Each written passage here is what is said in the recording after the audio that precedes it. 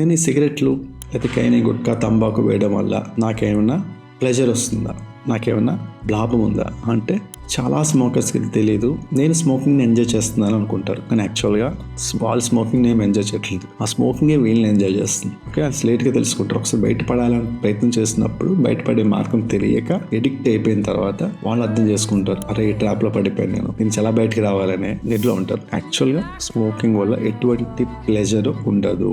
Non స్మోకర్స్ని తీసుకోండి, ఒకవేళ ఎటువంటి సిగరెట్ కానీ ఇలాంటి హ్యాబిట్ లేని చూసుకుంటే వాళ్ళు కూడా మీలాగే ఉద్యోగాలు చేసుకుంటున్నారు, పనులకి వెళ్తున్నారు, వాళ్ళ ఫ్యామిలీస్ని డీల్ చేస్తున్నారు, ఇంకా టఫెస్ట్ ప్రాబ్లమ్ సాల్వ్ చేస్తున్నారు. వాళ్ళకి సిగరెట్ కానీ నికోటిన్ కానీ అవసరం లేదు. కానీ మీకు ఎందుకు అవసరం? ఎందుకంటే మీరు ఒక భ్రమలో ఉన్నారు. స్మోక్ చేస్తే నేను రిలాక్స్ అవుతాను, స్మోక్ చేస్తే నాకు జాయ్ఫుల్గా ఉంటుంది, స్మోకింగ్ చేస్తే ప్లెజర్ ఉంటుంది అనే ఒక భ్రమలో మీరు ఉన్నారు. అందుకే మీకు ఇది భ్రమ అని తెలుసుకోవడానికి కొంత టైం పడుతుంది, కొంచెం అవేర్నెస్ కావాలి. ఇప్పుడు ఇదంతా భ్రమలో అని మీకు అర్థమవుతుంది.